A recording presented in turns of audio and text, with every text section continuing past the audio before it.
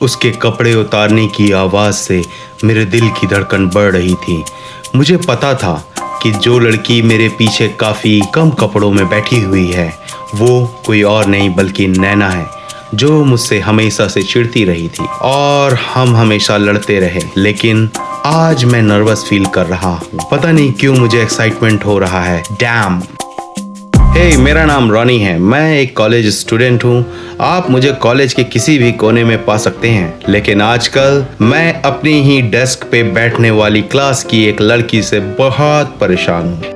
हे Ronnie, जाओ, आज तुम्हारा टर्न है, जाके ब्लैक बोर्ड साफ करो। एक्चुअली सारी प्रॉब्लम की जड़ नैना है, जो मेरे बगल में बैठी हुई है। मैं सीट भी नहीं चेंज कर सकता, रोटेशन सिस्टम। एक तो नैना क्लास की मॉनिटर है और ना जाने क्यों उसे सबसे ज्यादा मुझसे ही दिक्कत है। हे रॉनी, अगर तुम लंच टाइम से पहले खाना खाओगे तो तुम्हें लंच टाइम पे फिर से भूख लगेगी।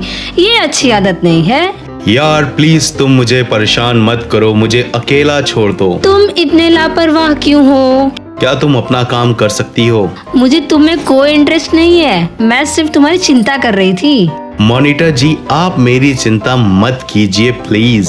क्या? अरे मेरा मतलब आप दोनों का ध्यान किधर है? क्लास शुरू हो चुकी है। Sorry sir. हे रानी, आज तुम्हारी पत्नी कहाँ है? फालतू की बकवास मत करो यार। अरे यार, गुस्सा क्यों हो रहे हो? नैना तो बहुत क्यूट है। क्या सच में? मुझे तो लगता है कि वो सिर्फ कंप्लेंट करती है, लेकिन नैना तो तुम्हें कुछ अलग ही ट्रीट करती है। तुम उसके लिए स्पेशल हो।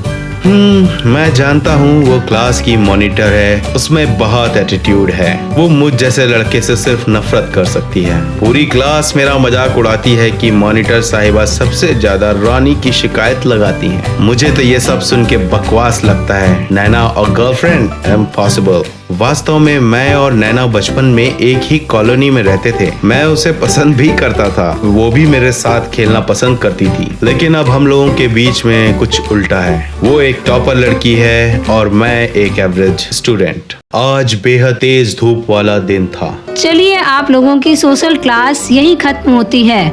सब लोग अपने अपने असाइनमेंट टास्क को कीजिए। हे रॉनी और नैना, हाँ, तुम दोनों उस दिन बच गए थे।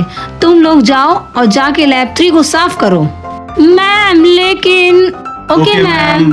अरे तुम लोग अच्छे कपल लग रहे हो। Shut up. टीचर ने मुझे और नैना को लैब साफ करने को बोला था। हमारे पास कोई चॉइस नहीं थी और हमें उस लैब के टूल्स को साफ करना था। क्या मुसीबत है, यहाँ इस लैब में कितनी गर्मी है और इस गर्मी में लैब की सफाई का काम सबसे बेकार है। लेकिन मुझे ये काम सबसे ज्यादा खराब इसलिए लग रहा है क्योंकि मुझे ये तुम्हारे साथ करना पड़ रहा है। तुम इस गर्मी से भी बड़ी दिक्कत हो, तुम्हें पता है? मुझे भी वैसा ही लग रहा है जैसा तुम्हें लग रहा है, और हमेशा की तरह हम में फिर लड़ाई हो गई। तभी गार्ड की नजर दरवाजे पर पड़ती है। अरे ये खुला कैसे रह गया? क्या तुम्हें कोई आवाज सुनाई दी? अरे कहीं किसी ने दरवाजा तो नहीं बंद कर दिया? ओफो। मुझे चिंता हो गई और मैंने तुरंत ही दरवाजा खोलने का प्रयास किया, लेकिन दरवाजा नहीं खुला। नैना, अब ये दरवाजा नहीं खुलेगा। क्या तुम पागल तो नहीं हो गए हो? हाँ, हम लोग अंदर फंस गए हैं। ऐसा नहीं हो सकता। हो सकता हो मैडम, भूल गई हो, लेकिन किसी की लैब क्लास हुई तो जरूर हम लोग बाहर आ जाएंगे। नैना और हम एक बेहद तेज धूप वाले दिन में लैब में फंस चुके थे। क्या अब हम पूरी जिंदगी इसी लैब में गुजारने वाले हैं? हाँ, अगर किसी ने क्लास में नोटिस कर लिया तो शायद हम जरूर इससे बाहर निकल सकते हैं। तुम इतनी शांति से इस सिचुएशन में कैसे बैठ सकते हो?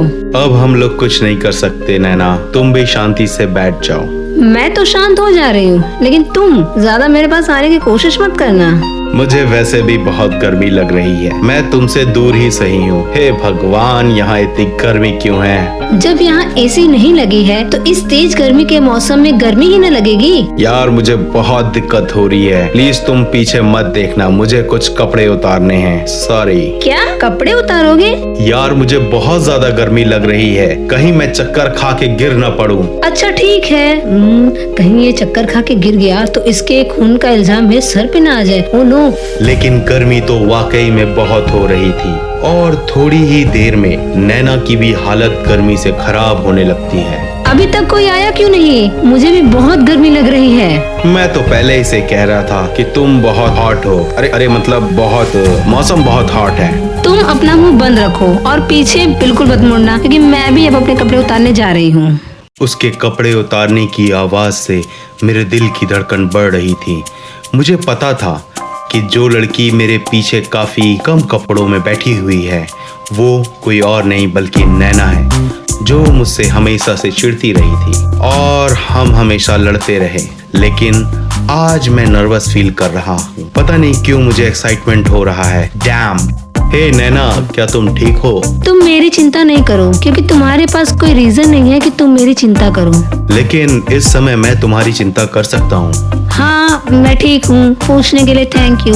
पता नहीं कैसे उस पल नैना और समय से काफी शांत महसूस हो रही थी।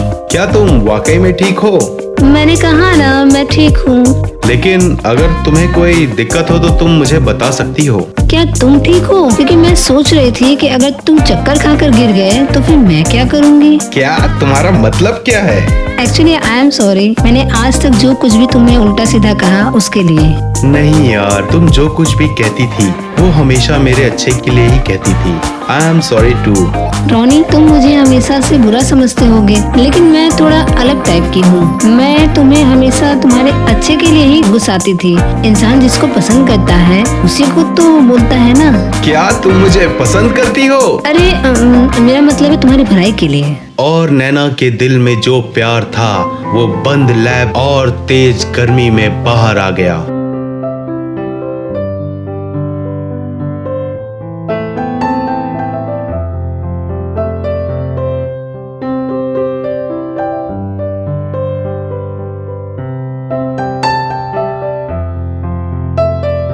दोनों हमेशा के लिए एक दूसरे के करीब आ गए। तब तक बाहर से आवाज आती है, इडियट, तुमने मेरे स्टूडेंट्स को लैब में बंद कर दिया। मेरे बच्चों, तुम लोग ठीक हो ना? और हमेशा की तरह तुम लोग लड़ तो नहीं रहे? यस मैम, ठीक है हम लोग। और इस बार हमेशा की तरह हम लोगों में लड़ाई नहीं बल्कि प्यार था।